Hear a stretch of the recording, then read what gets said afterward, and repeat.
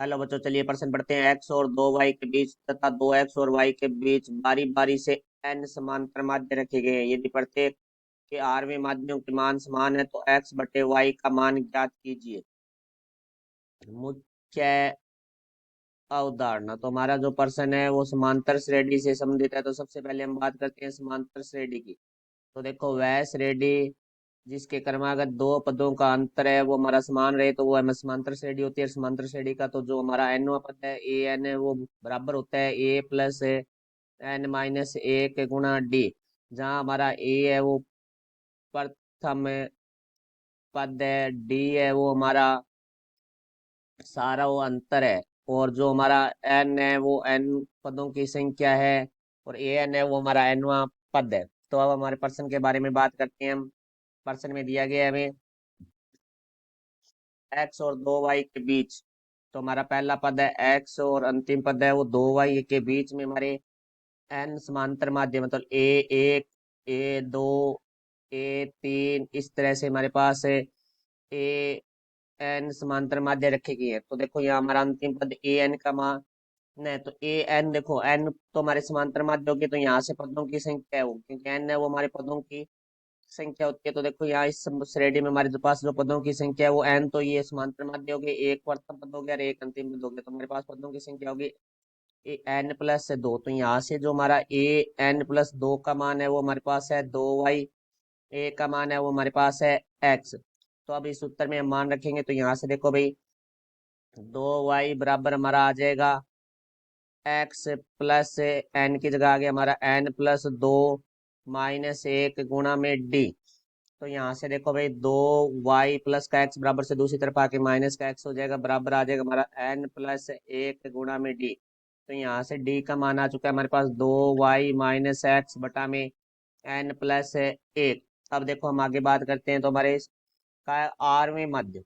अब देखो इसका आरवां माध्य निकालेंगे हम, तो देखो हमारा जो पहला माध्य है वो हमारा दूसरा पद है, और जो दूसरा माध्य है वो तीसरा पद है।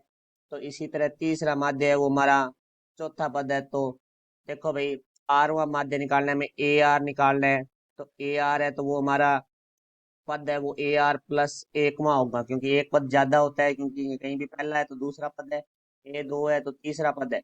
तो ए आर प्लस एक निकालना है, तो देखो एन का मान हमारे पास आर प्लस एक हो गया, तो ये हो जाएगा हमारे पास ए प्लस एन की जगह आ जाएगा हमारे पास आर प्लस एक माइनस एक गुणा में डी होता है। तो ए का मान हमारे पास है एक्स प्लस एक से एक हमारा कट जाएगा, तो यहाँ आ जाएगा आर। डी का मान है हमारे पास है दो वाई माइनस एक्स बटा में एन प्लस एक।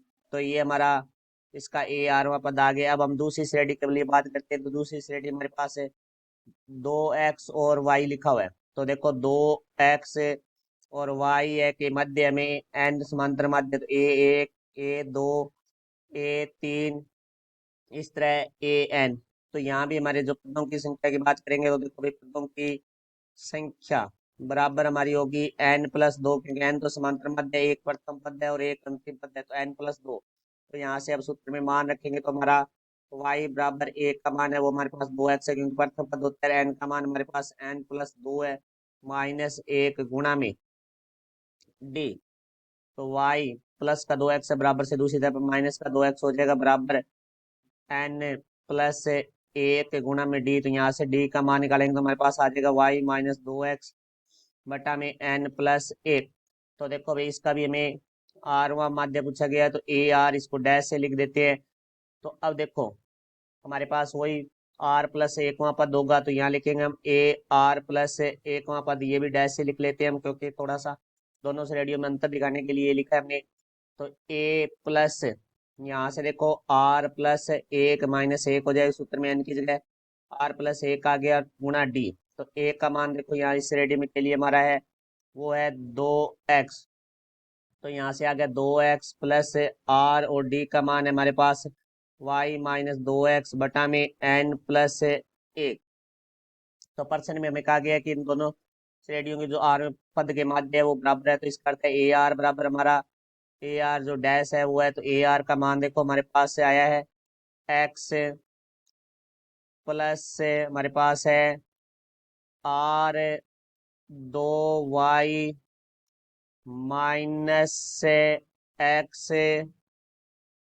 बटा में n प्लस एक बराबर है 2x plus r y minus 2x बटा में n प्लस एक। तो दोनों तरफ से हमारा n प्लस एक है वो लेस है आ रहा है, तो यहाँ से n प्लस एक लेस है लेंगे, तो यहाँ से देखो भाई x गुणा n प्लस एक plus r 2y minus x बराबर है n प्लस एक लेस है आ जाएगा, तो 2x गुणा में n प्लस एक प्लस आर गुणा में y माइनस 2x। तो यहाँ से देखो भाई n प्लस एक से हमारा n प्लस एक कट जाएगा, तो यहाँ से हमारे पास आ जाएगा x n प्लस एक plus r 2y minus x बराबर हमारा आ जाएगा 2x n प्लस एक plus r y minus 2x। अब देखो इसको हम आगे हल करते हैं, तो x का अंदर गुणा करेंगे तो एन एक्स प्लस आर का अंदर गुणा करेंगे तो 2y r minus x are बराबर 2x n plus 2x plus r y minus 2r x।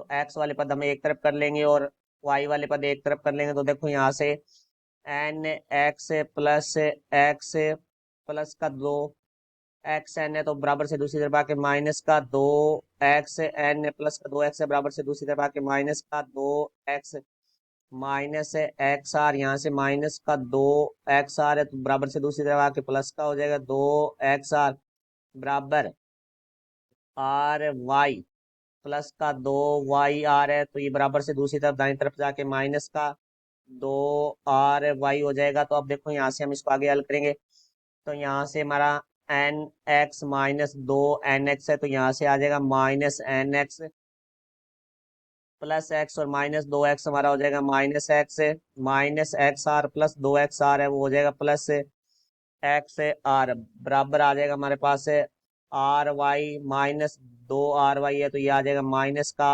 R Y. तो यहाँ से हमारा जो उभयनिष्ठ आ रहा है वो आ रहा है माइनस एक्स उभयनिष्ठ ले लेंगे, तो यहाँ से देखो हमारे पास आ जाएगा n प्लस एक माइनस आर बराबर है माइनस आर वाई। तो यहाँ से हम माइनस से माइनस काट देंगे, तो देखो अब हम यहाँ से x बटे वाई निकालेंगे तो x बटा में y। तो यहाँ से हमारा रह गया r, तो x की जो संख्या गुणा में बराबर आके भाग में हो जाएगी, तो n प्लस एक माइनस आर। तो x बटे वाई का मान है वो हमारा होगा r बटे n प्लस एक माइनस आर। ये हमारे प्रश्न का उत्तर हुआ। आशा करता हूँ समझ आया होगा। धन्यवाद।